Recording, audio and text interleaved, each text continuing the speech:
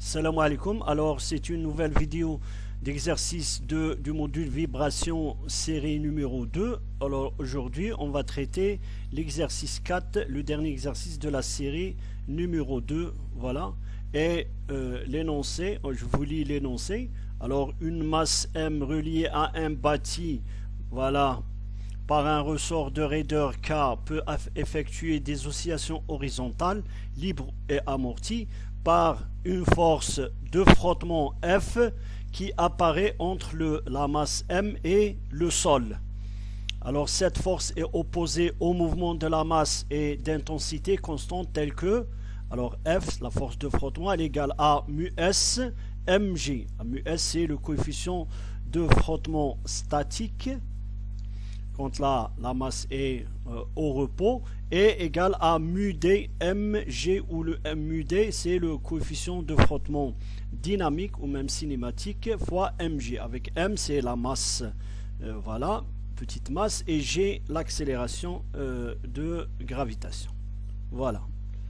Alors on vous dit établir l'équation différentielle du mouvement du système libre non amorti, en déduire sa pulsation propre oméga 0, écrire l'expression de la force de frottement dans les deux sens du mouvement, établir l'équation différentielle du mouvement du système libre amorti et rechercher sa solution. Voilà, alors on commence. Voilà, je vais aller vers le... Voilà, alors je reprends ici l'exercice, l'énoncé. Alors, la masse M est soumise à 4 forces. Voilà. Le poids de la masse P vers le bas égale à M fois G. Voilà. La réaction N du plan sur lequel se déplace la masse, bien sûr. La force de rappel T égale à la tension créée dans le ressort lorsque la masse est hors de sa position d'équilibre. Force de frottement sec R. Alors j'appelle ici la force de frottement, au lieu de l'appeler F, je l'appelle R, voilà, qui s'oppose au mouvement de la masse et dépend de la rugosité des plombs en contact de la masse et du sol. Alors bien sûr, vous avez la norme de la force de frottement qui est en cas de, c'est-à-dire en cas où le corps est en équilibre et au repos, égale mu S mg, et lorsque la masse est en mouvement, elle va subir l'effet d'une force de frottement qui est égale à mu d mg, avec, rappelons-le, mu S est supérieur à mu d. Voilà. Alors la seconde loi de la dynamique de Newton donne m dv sur dt égale à la somme des forces que je viens de citer, les 4 forces, le poids, la réaction, la tension de ressort et la force de frottement entre les deux surfaces de la masse et du sol, où V est la vitesse de la masse V. Voilà.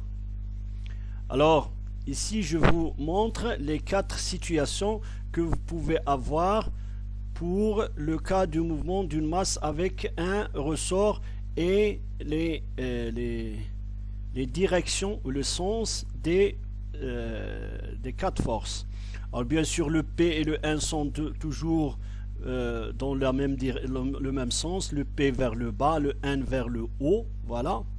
Mais il faut voir ici les sens des vecteurs R et T qui changent en fonction de V et en fonction que la masse soit à côté, voilà, à droite de l'équilibre, voilà, de ce côté-là, ou à gauche par rapport à vous, par rapport à l'équilibre. Voilà. Alors, on vous dit par exemple le T, c'est la force de rappel qui est créée dans le ressort à chaque fois que la masse est hors de sa position d'équilibre. Rappelez-vous, le t égale à moins k fois x, c'est-à-dire elle dépend de la position de la masse au-delà ou en deçà de x égale à 0. Alors si la masse est de ce côté-là, il y aura une force de rappel qui va pousser la masse à aller vers sa position d'équilibre dans ce sens-là. C'est pour ça le t ici va pousser la masse à se déplacer dans ce sens. Voilà. Voilà. La vitesse. Alors que si vous avez, par exemple, la masse est de ce côté-là, et bien le t, voilà, il va pousser la masse vers cette direction. Si la masse va, bien sûr, si la masse se déplace dans cette direction, alors c'est le v, c'est la flèche en rouge qui vous montre la direction c'est-à-dire du mouvement de la masse. Alors pour t, c'est le fait que la masse soit de ce côté-là ou de ce côté-là qui va décider de son sens. Voilà, t, parce qu'on est de ce côté-là. Toujours, même si la vitesse, si la masse se déplace dans ce sens, mais elle est de ce côté-là, et bien on aura toujours t dans ce sens-là. Voilà, alors que même si la vitesse, elle est dans ce sens-là, t est dans ce sens-là, v, c'est-à-dire la masse se déplace, va revenir vers sa position d'équilibre, et bien il y aura toujours là le t qui est dans ce sens-là. Voilà, parce qu'il dépend de la position de la masse. Maintenant, on vient à la direction de la force de frottement. Alors, la force de frottement, elle s'oppose au mouvement de la masse, c'est-à-dire que elle est tout le temps opposée. Elle est opposée à la vitesse, dans le sens opposé de la vitesse, parce que c'est le vecteur vitesse qui nous dit, voilà, qui nous informe sur la direction du mouvement de la masse. Alors pour ce cas-là, vous avez V dans ce sens, et bien R va être dans ce sens-là. Maintenant V, la masse de ce côté-là, et se déplace dans ce sens-là, et bien R il est toujours dans le sens opposé. Maintenant si la masse est de ce côté-là, mais que la vitesse, c'est-à-dire elle se déplace dans ce sens, et bien le R, voilà, il est à l'opposé de V. De même pour ce quatrième cas. Voilà. Alors c'est une figure qui vous montre les différents cas pour les deux forces T et R, puisque N et P sont les mêmes dans les 4 cas. Voilà. Alors, la projection des forces sur l'axe de mouvement axe OX donne, puisqu'on est intéressé plutôt par le mouvement dans X, suivant X, alors que le mouvement suivant Y, il n'y a pas de mouvement suivant Y, et vous voyez que le N et le P, voilà, vont s'annuler mutuellement. N et P dans les 4 cas. Ce qui nous intéresse, c'est le mouvement suivant X, et bien on aura mdv sur dt égale à mx de point égale à moins kx plus epsilon r. Voilà, avec epsilon égale à plus ou moins. Alors, pourquoi ça? Pourquoi on a introduit ce epsilon là? Eh bien, la tension, je dis ici que la tension de ressort est proportionnelle au déplacement x de la masse m, et sa composante change de signe selon la position de la masse au-delà ou en deçà de sa position d'équilibre. Voilà. C'est pour ça le t est toujours, voilà, à une composante moins kx. Voilà. Par contre, la force de frottement, c'est-à-dire le T contient le terme X qui lui-même change de signe à chaque fois que la masse change de position. Par contre, la force de frottement R, voilà, qui est mu dmg, voilà, I, voilà, elle est suivant I, vous voyez, deux modules constantes, voilà, elle est tout le temps constante puisqu'on ne va pas changer les surfaces des masses et du sol, dont la direction est toujours dans le sens opposé de la vitesse, ne contient pas le terme de la vitesse. Vous voyez?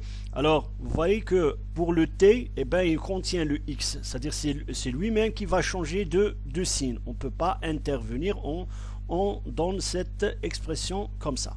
Alors que pour r, elle est à l'opposé de la vitesse, mais elle ne contient pas le terme vitesse. C'est pour ça, contrairement par exemple à la force de frottement de type visqueux, rappelez-vous, pour le type visqueux, on avait la force de frottement qui est proportionnelle à la vitesse. À chaque fois que V change, eh ben F change, mais avec un signe moins. C'est-à-dire que vous avez le F et le V dans deux sens opposés. C'est explicite. Mais ici, le problème, c'est que R, c'est une constante. Il n'y a pas de V. Voilà, il n'y a pas une variable. C'est pour ça, on doit... on doit intervenir nous-mêmes pour changer de signe. C'est pour ça qu'on va faire intervenir ce paramètre-là, epsilon, qui a deux valeurs, plus 1 et moins 1. Voilà.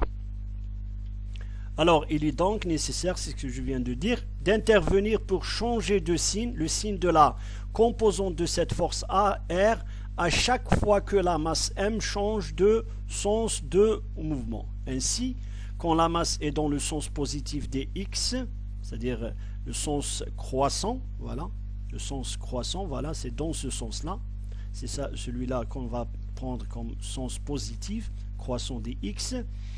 La composante de R est négative, voilà, vous avez le R qui est dans ce sens-là, voilà, et si vous avez le V dans ce sens-là, et bien R est négatif. Voilà. Voilà, négatif, alors que celle-ci est positive quand la masse se meut dans le sens négatif. Voilà. Alors bien sûr, vous avez l'équation différentielle ici. Mx de point moins égale à moins kx plus epsilon R. Voilà. On ramène le k sur moins kx de ce côté-là et on divise par m. On aura la dérivée deuxième de x plus k sur mx égale à epsilon r sur m. Bien sûr, vous avez oméga 0 égale à, on remplace oméga 0 égale à au carré. Bien sûr, il y a au carré ici. Où oméga 0 égale à racine carrée de k sur m et la pulsation propre du système libre. Voilà, lorsque, par exemple, ce terme-là égale à 0. C'est-à-dire il n'y a pas de force de frottement, c'est le système libre. Voilà. Alors, c'est une équation différentielle linéaire du second ordre à coefficient constant non homogène. Voilà. La solution de l'équation différentielle est la somme d'une solution sans second membre. C'est comme ça qu'on procède à la résolution de cette équation différentielle non homogène, parce que le terme, le second terme est non nul. C'est pour ça qu'on l'appelle non homogène, et une solution particulière. Alors, on aura la solution sans second membre sans le terme d'amortissement, et bien c'est le cas d'un système libre. Vous avez la solution sans second membre, SSSM sans second membre, de l'équation différentielle. Voilà la solution, et bien x de point, son solution sans second membre, plus oméga 0 carré x, rappelez-vous, voilà, il n'y a pas ce terme-là, on le met égal à 0, voilà. Égal à 0 s'écrit comme A cosinus oméga 0 t plus phi, avec A et phi comme des constantes. Et bien, c'est cette équation, cette solution, ou bien c'est l'équation horaire d'un mouvement libre, c'est-à-dire il n'y a pas de force de frottement. Avec oméga 0, c'est la pulsation propre du système. Mais nous, dans le cas qu'on est en train d'étudier, il y a une force de frottement. C'est pour ça qu'on doit rajouter ce terme-là. Alors, voilà, avec A et oméga 0, phi des constantes. Maintenant, la solution particulière, alors c'est une méthode pour les mathématiciens. Alors, on va proposer une solution qui a la même forme. Alors, vous avez la même forme que le second membre de l'équation différentielle. Vous avez voilà, vous avez une équation différentielle non homogène avec un terme qui est constant. Voilà, avec epsilon qui a deux valeurs plus ou moins 1. R, c'est une constante. Voilà, mu d fois m fois g, c'est des constantes, sur m. Voilà.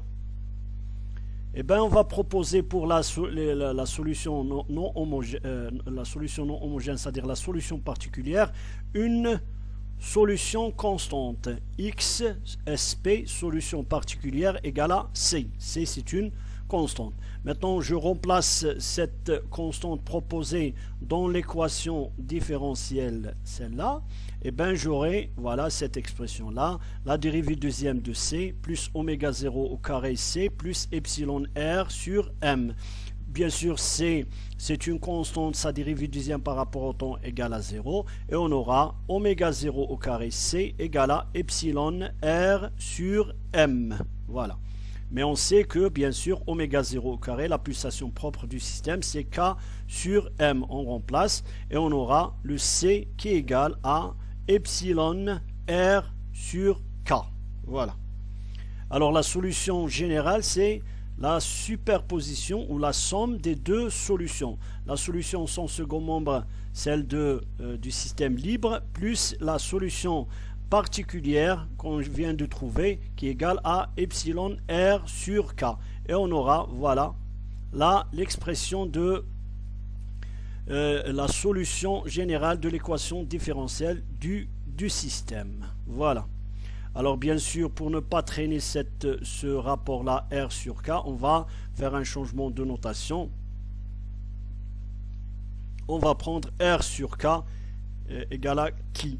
Voilà, c'est une longueur. Voilà, parce que R c'est une force et K c'est la constante de raideur. Voilà, et ben c'est une distance.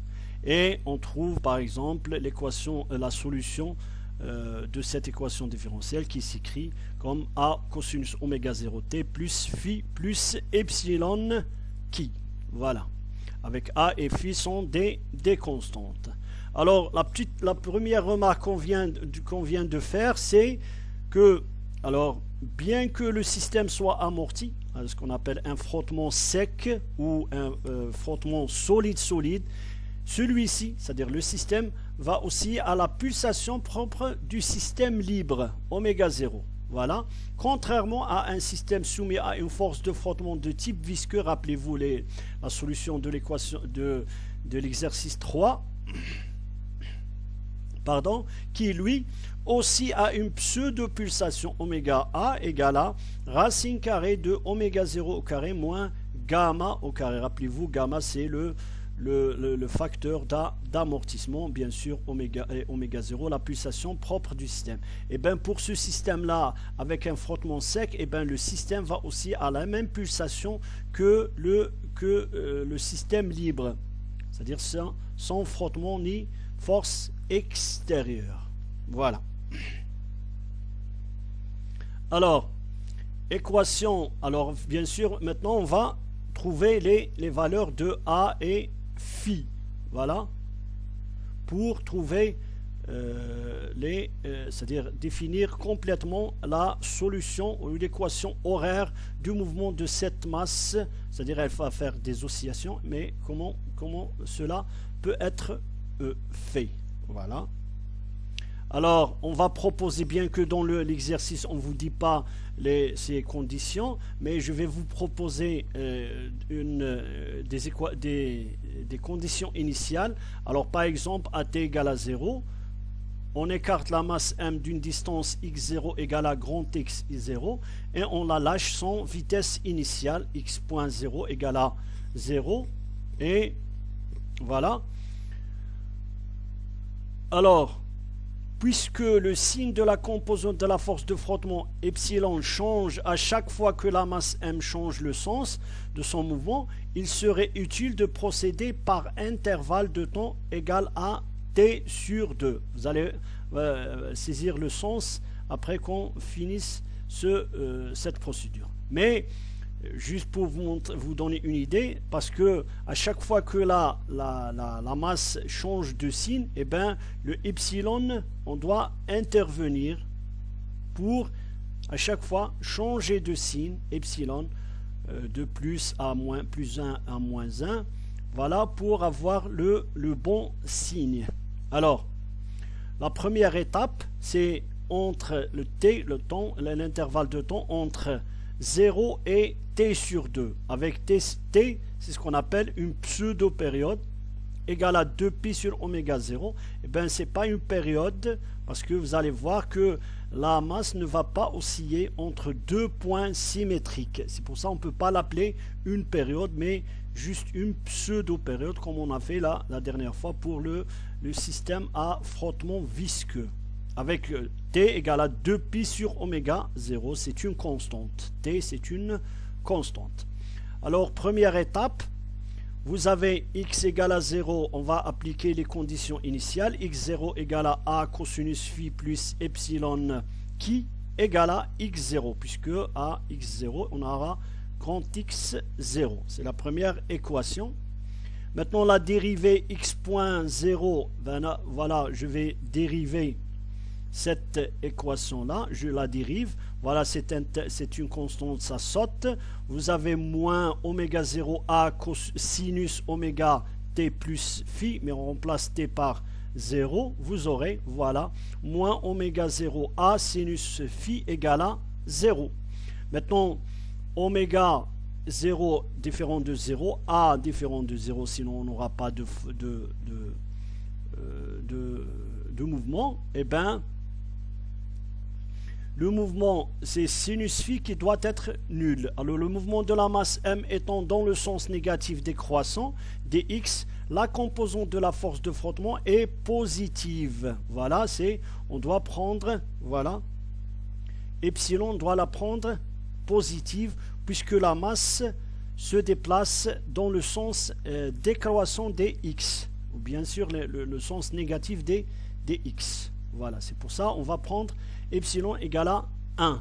Epsilon égale à 1, je remplace ici. Voilà, j'aurai x0 égale à a cosinus phi plus qui égale à x0.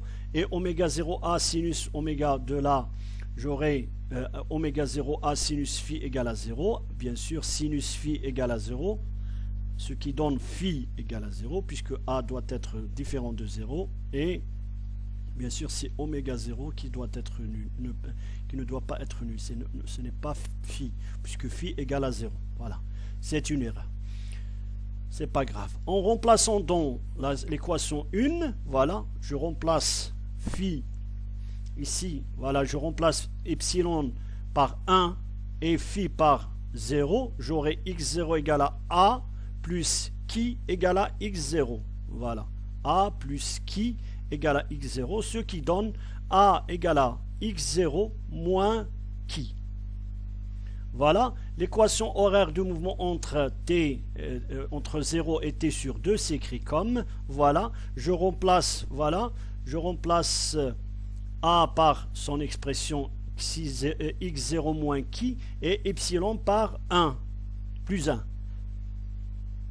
Voilà, j'aurai l'équation de mouvement entre les instants 0 et t sur 2. Elle est valable que dans cet intervalle-là. La vitesse s'écrit, voilà, je dérive x par rapport au temps. Et bien, qui c'est une constante. Voilà, j'aurai moins oméga 0, x0 moins qui sinus oméga 0 t, voilà. Et bien, vous devez remarquer que à t égale à t sur 2, la vitesse de la masse m s'annule. Voilà, parce que si je remplace ici t par t sur 2, et bien sinus oméga 0 t sur 2, bien sûr oméga 0 t sur 2 c'est quoi? C'est 2pi sur t, voilà, rappelez-vous la définition. Voilà, vous avez t égale à 2pi sur oméga, et bien oméga 0 c'est 2pi sur t. Voilà, je remplace. Alors le t saute avec le t, 2 saute avec le 2, vous aurez sinus pi c'est 0. Et bien à t égale à t sur 2, la masse, la vitesse de la masse s'annule. Voilà. à t égale à t sur 2, la masse s'arrête. Voilà, je remplace x par t sur 2 dans l'expression de t. Alors j'aurai x0 moins qui cosinus oméga 0 t plus sur 2 plus qui égale à, alors je remplace cosinus, voilà 2 pi sur t oméga 0. T saute avec le t, 2 avec le 2, et cosinus pi c'est moins 1. Eh ben, j'aurai moins x0 plus qui, que ce qui donne moins x0 plus 2 qui. Voilà, eh ben, je donne ici une figure qui représente le mouvement de la masse dans l'intervalle t égale à 0. Voilà, ça passe de t égale à 0 secondes vers t égale à t sur 2.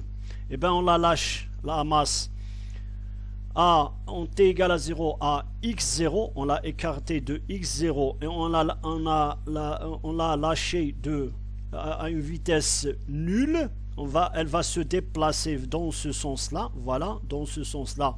Le R doit être dans ce sens-là, c'est-à-dire le sens positif. C'est pour ça qu'on a pris epsilon égale à plus 1. Maintenant, elle va passer par son équilibre, son point d'équilibre, et elle va s'arrêter à x, voilà, égale à moins x0 plus 2 qui.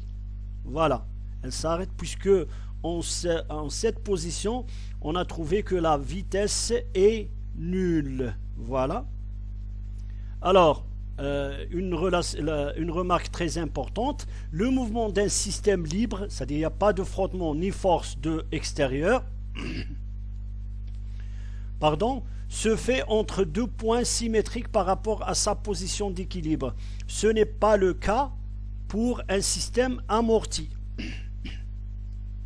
C'est-à-dire, si on avait un système libre, et bien la masse, une fois lâchée à une position x0 égale à grand x0, elle va atteindre la position symétrique de moins x0.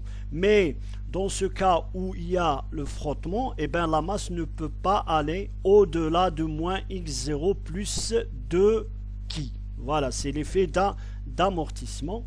Voilà.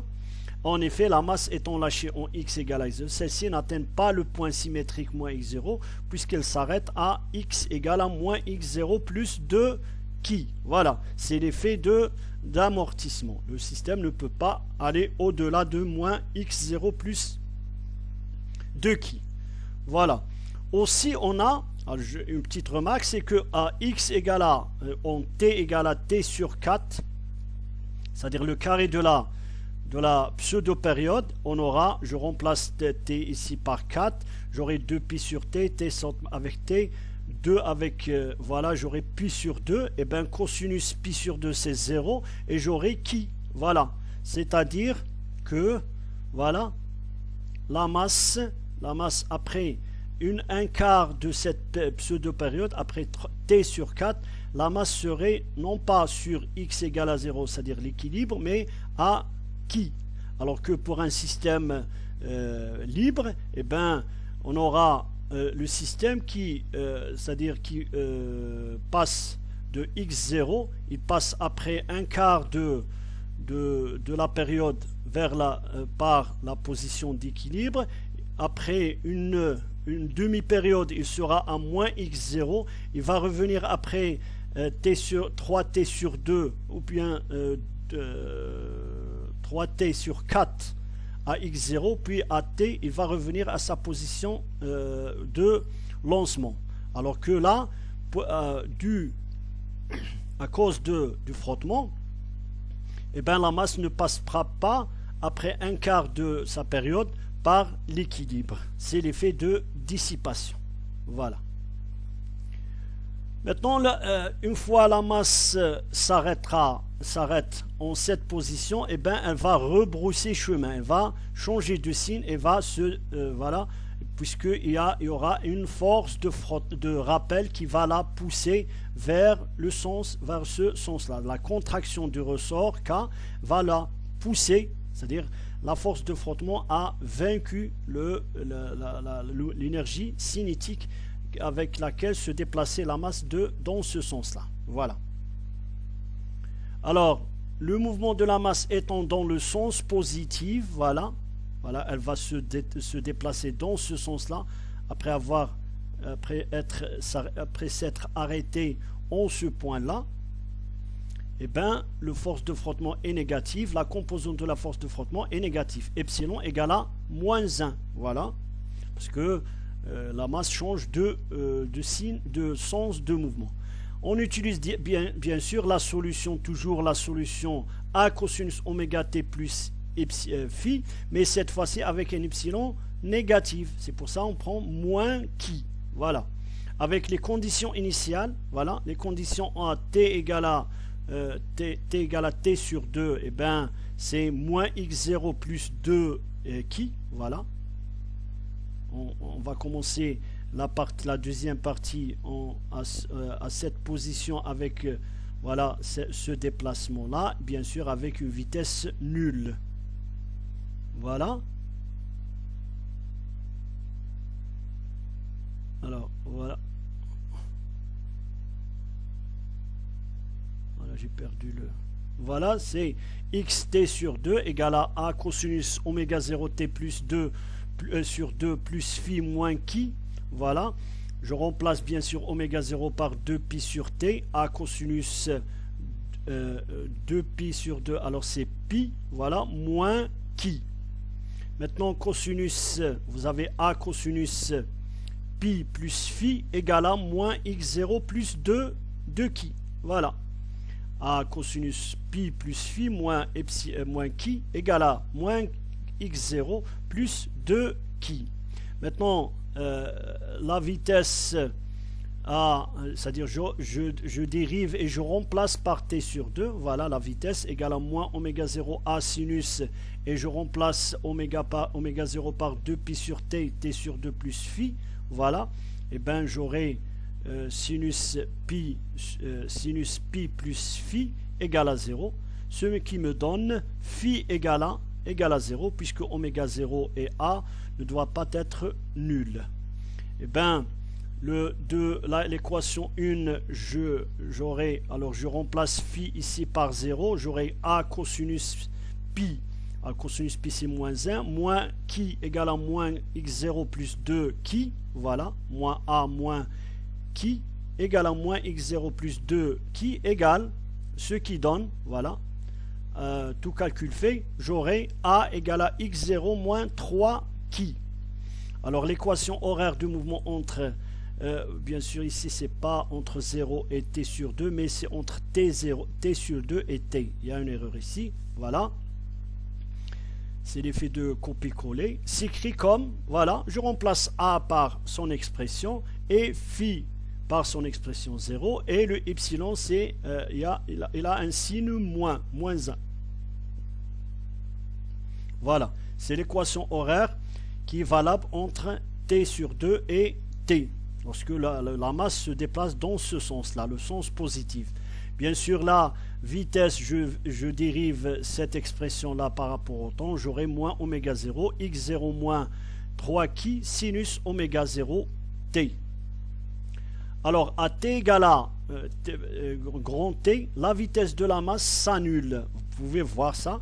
Je remplace t par grand T, j'aurai moins oméga 0, x0 moins 3 qui, sinus 2 pi sur t fois t, alors t saute avec le t, sinus de pi c'est égal à 0, et bien la vitesse de la masse s'annule au temps égal à grand T. Voilà, alors vous avez à t égale à t sur 2, voilà, rappelez-vous là où elle s'est arrêtée, la masse, elle s'est arrêtée à moins x0 plus 2 qui, maintenant elle va se déplacer dans ce sens-là, voilà la vitesse, la flèche de la vitesse c'est dans ce sens, et R est dans ce sens là, puisqu'elles sont opposées. C'est pour ça on a pris epsilon égale à moins 1.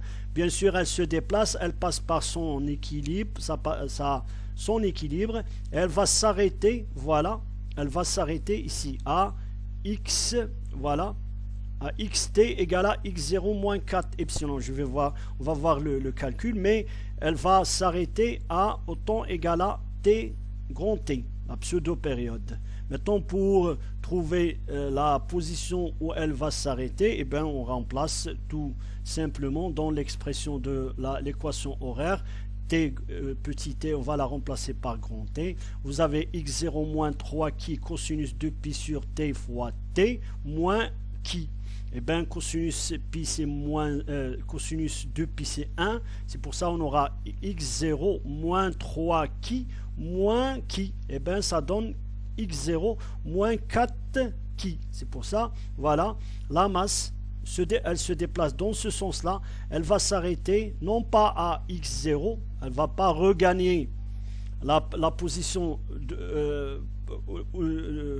là où on l'a lâché, c'est-à-dire à t égale à 0, mais elle va s'arrêter, voilà, elle va s'arrêter plutôt à x0 moins 4 qui. C'est parce que il y a dissipation, la masse ne peut pas se déplacer au-delà de cette position. Voilà.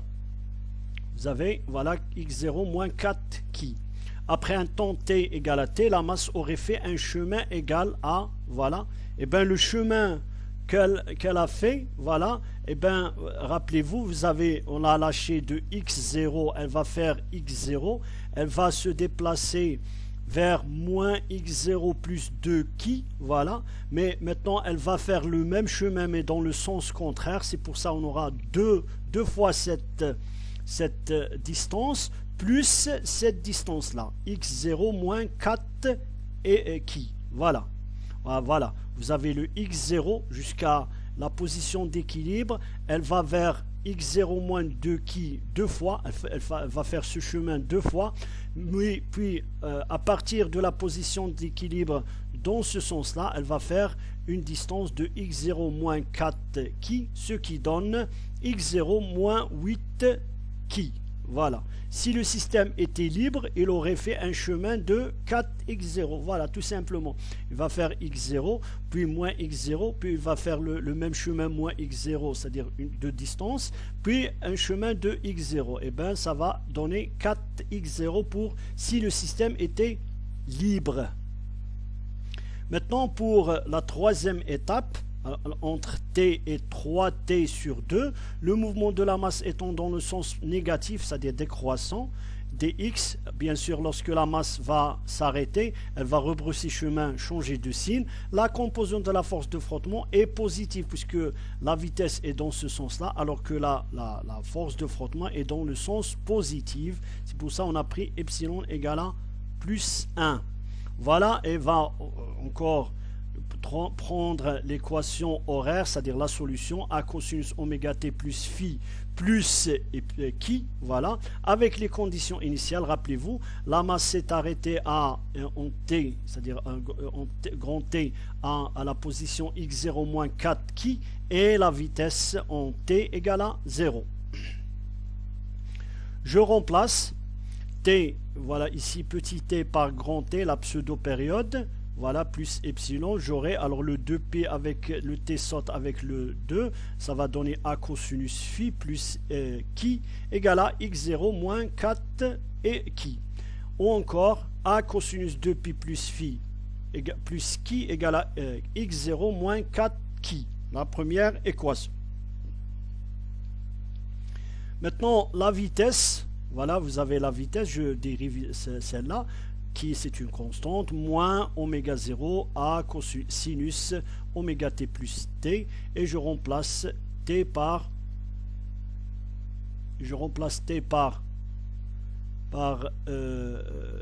t, voilà, je remplace petit t par t, j'aurai, voilà, alors 2pi, sinus 2pi plus phi, c'est sinus phi, et bien sinus phi égale à 0, ce qui donne phi égale à 0, puisque oméga 0 et a sont différents de 0. Alors, je remplace phi par 0 ici, voilà, je remplace ici phi par 0, j'aurai a cosinus 2pi, ben cosinus 2pi c'est 1, j'aurai a plus qui égale à x0 moins 4 qui, ce qui me donne a égale à x0 moins 5 qui. Voilà. Alors l'équation horaire de mouvement entre t dans l'intervalle grand T et 3T sur 2 s'écrit comme, voilà, je remplace A par son expression là, et le phi c'est 0, bien sûr avec un epsilon qui est égal à plus 1. Voilà. Maintenant la vitesse, je dérive cette expression par là, par rapport à t, j'aurai moins oméga 0, x0 moins 5 qui sinus oméga 0 t, voilà.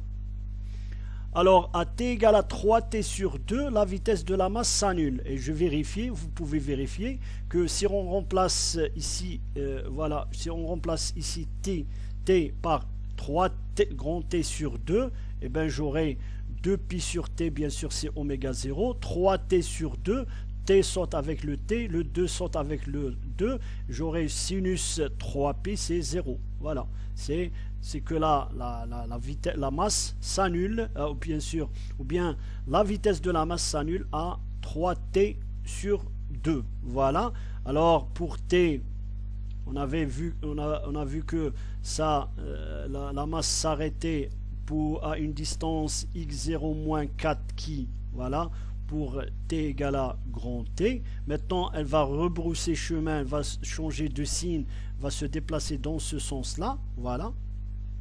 C'est pour ça le R est dans ce sens-là et on a pris epsilon égale à plus 1. Et après que la masse dépasse son équilibre, elle va s'arrêter non pas à moins x0 mais à moins x0 plus 6 qui. On va voir ça puisque la masse s'est arrêtée à 3t sur 2. Maintenant on va remplacer 3t sur 2 dans l'équation horaire. Voilà, on va remplacer x. Ici, t, je remplace par 3 grand T sur 2. x0 moins 5 qui, cosinus, 2pi sur t, c'est oméga 0. 3t sur 2. Le 2 saute avec le 2, le t saute avec le t. Et on aura cosinus 3pi qui est moins 1. Voilà. Et j'aurai moins x0 plus 5 qui, plus qui, ce qui donne moins x0 plus 6 qui. Voilà. C'est la position à laquelle la masse s'arrêtera. Alors, on peut poursuivre nos calculs pour trouver que la masse m perd une distance. Vous pouvez voir que la masse perd 2 qui pour chaque intervalle de temps t sur 4. Voilà. Alors, vous avez ici le ici le moins x0 plus 2 qui, voilà. Après t c'est x0 moins 2 qui. Après vous avez 2 qui moins qui plus 6 qui. Et bien c'est pas t4 mais c'est t sur 2. Voilà, c'est un t sur 2. Vous devez faire attention, c'est t sur 4. Alors chaque t sur 2, le système perd une distance de 2 qui. Voilà. Ainsi, on peut prédire que la masse m s'arrêtera en t égale à 2t à la position, voilà, x0 moins 8 qui. Voilà. Alors là, la masse m aurait parcouru entre t égale à t grand T et t égale à 2t un chemin égal. Voilà. Vous avez x0 moins 4 epsilon, 4 qui, plus 2 fois, voilà, c'est le chemin fait par la masse entre t et 2t. Alors vous avez moins, voilà, ici c'est t, alors vous avez x0 moins 4 qui, ça va faire ce chemin-là. Elle va s'arrêter à moins x0 plus 6 qui, voilà, elle va s'arrêter là, elle va s'arrêter à moins x0 plus 6 qui. Maintenant elle va faire ce chemin là 2 fois, c'est pour ça on va multiplier par 2, et elle va s'arrêter pour t égale à 2t, voilà. Après, c'est-à-dire la constatation, c'est une relation de récurrence, c'est que elle va s'arrêter sûrement à x0 moins 8 qui. C'est pour ça, la masse, voilà, la masse aurait fait un chemin de x0 moins 4 qui plus 2x0 moins 6 qui plus x0 moins 8 qui, ce qui donne x0 moins 24 qui. Alors, vous voyez que dans le chemin parcouru dans la première pseudo-période était de x0 moins 8 qui, alors que dans la seconde pseudo-période, on a un chemin parcouru égal à x0 moins 24 qui. C'est l'effet d'amortissement. Alors que par exemple dans un système libre, dans la première période, le système parcourt 4x0, dans la deuxième 4x0, dans la troisième et ainsi de suite. Il n'y a pas de diminution du chemin parcouru parce qu'il y a le système est libre. Alors que là, vous avez que pour chaque pseudo-période, le système parcourt un chemin différent, une longueur différente bien sûr qui diminue. Voilà. Alors, la relation, on peut trouver bien sûr une relation de récurrence des positions maximum de déplacement en fonction du nombre de pseudo-périodes. Voilà. Alors, les positions maximum, c'est-à-dire pour n égale à 0, vous aurez un maximum de x0, on va la lâcher la masse à x0. Maintenant, pour le maximum, le deuxième maximum, on aura 1, vous avez x0 moins 4 qui, voilà, du côté positif, voilà, c'est du côté positif, x0 moins 4 qui, ensuite x0 moins 8 qui, voilà, x0 moins 12 qui, alors que pour les maximums du côté négatif, voilà, après des périodes, des pseudo-périodes de t sur 2, on aura L, t sur 2, avec L prend les valeurs 1, 3, 5, et vous pouvez vérifier vous-même que ça va être une relation qui s'écrit sous cette forme, moins x0 plus 2 L qui. Alors, on vient de voir que par exemple pour L égale 1, la masse s'est arrêtée sur le côté négatif des x en moins x plus 2 qui. Ensuite, moins x0 plus 6 qui. Voilà, et ainsi de suite. Ainsi, la courbe XD est composée de parties sinusoïdales dont le maximum x0 par exemple, x0 moins 4 qui, x0 moins 8 qui, x0 moins 12 qui, ainsi de suite d'une part, c'est-à-dire les positions sur le côté positif des x, et x, voilà, moins x0 plus 2 qui, moins x0 plus 2, 6 qui, moins x0 plus 10 qui, ainsi de suite du côté négatif de x. Voilà, et je vous donne ici la courbe, que vous puissiez voir mieux la courbe, voilà. Vous avez, voilà, on lâche la masse de sa position x0, voilà, elle fait un mouvement sinusoïdal, mais à chaque fois, la masse ne peut pas atteindre moins x0, c'est-à-dire la position symétrique de x0, elle va atteindre la position moins x0 plus 2 qui. Maintenant, elle va revenir, rebrousser chemin, mais elle ne va pas atteindre cette fois-ci x0, mais plutôt x0 moins 4 qui. Maintenant, elle va changer de sens de mouvement et ainsi de suite. Voilà, moins x0 plus cx, psi qui, et elle va le mouvement, vous voyez que l'amplitude du mouvement diminue, voilà, diminue jusqu'à s'annuler. Vous voyez un effet d'amortissement du mouvement du système, puisqu'il y a un effet d'amortissement, voilà, un effet d'amortissement, mais cette fois-ci, voilà, c'est une différence notable entre le comportement d'un système de frottement sec ou solide-solide avec celui d'un frottement visqueux, de type visqueux. Rappelez-vous que pour un système où le frottement était de type visqueux, il y avait bien sûr un mouvement sinusoïdal avec une pulsation, bien sûr oméga A qui est différent de oméga 0, mais il y avait aussi une enveloppe, c'est-à-dire la fonction qui gère c'est-à-dire qui enveloppe le mouvement sinusoïdal, c'était quelque chose d'exponentiel. Rappelez-vous, exponentiel moins gamma de t, gamma avec c'est le vecteur, le facteur d'amortissement.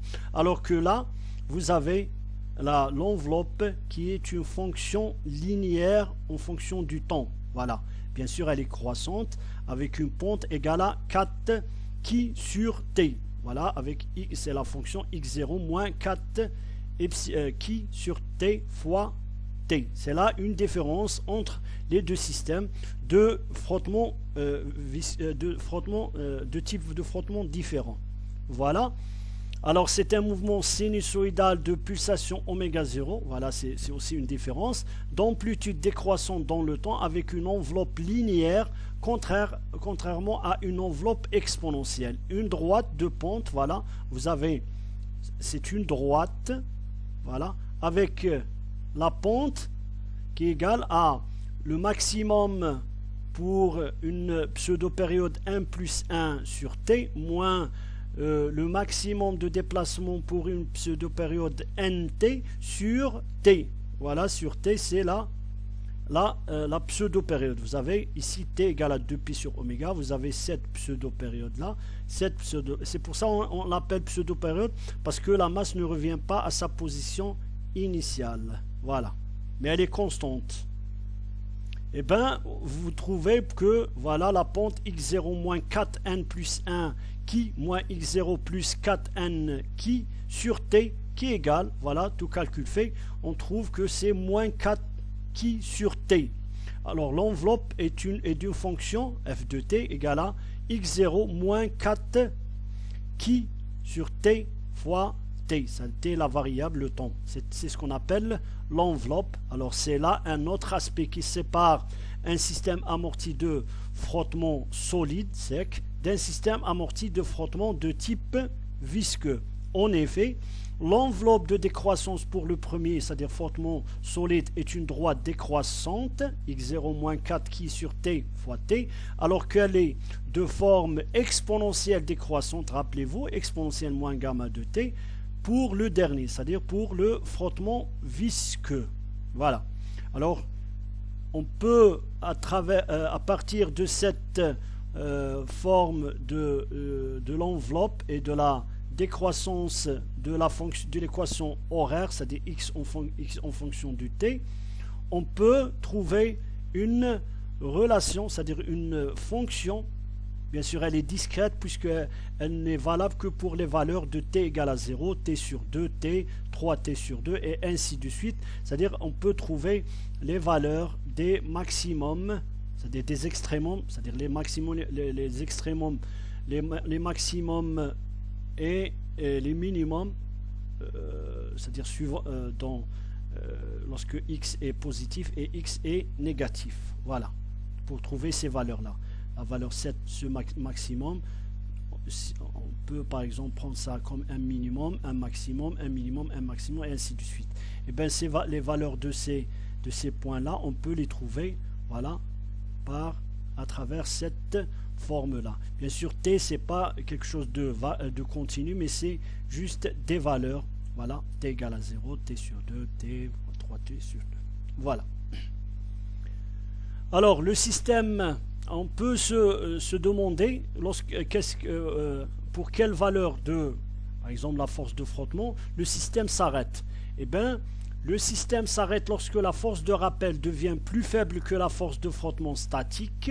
Voilà, c'est lorsque la force de rappel qui fait ramener la masse à sa position d'équilibre sera inférieur à R lorsque le système s'arrête. Voilà, c'est-à-dire au moment où le système s'arrête, et bien pour qu'il puisse reprendre son mouvement, il doit avoir une force supérieure à cette force-là, c'est-à-dire la force de rappel doit avoir une valeur, une norme, un module qui soit supérieur à mu S mg. Sinon, si la force de rappel est inférieure, eh bien, il ne peut pas se mouvoir. Voilà, lorsque la masse s'arrête et que la force de rappel est plus petite que la force de frottement, celle-ci ne pourra plus se mouvoir de nouveau. Voilà, c'est la condition pour que le système s'arrête.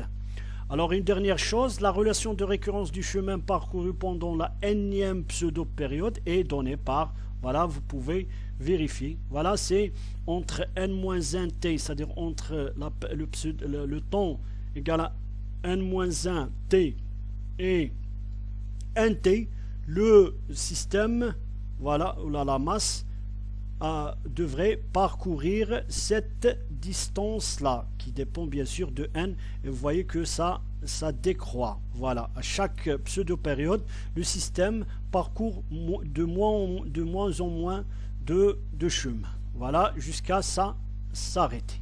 Voilà, et on vient de terminer la résolution de cet exercice. Et tous les exercices de la série numéro 2.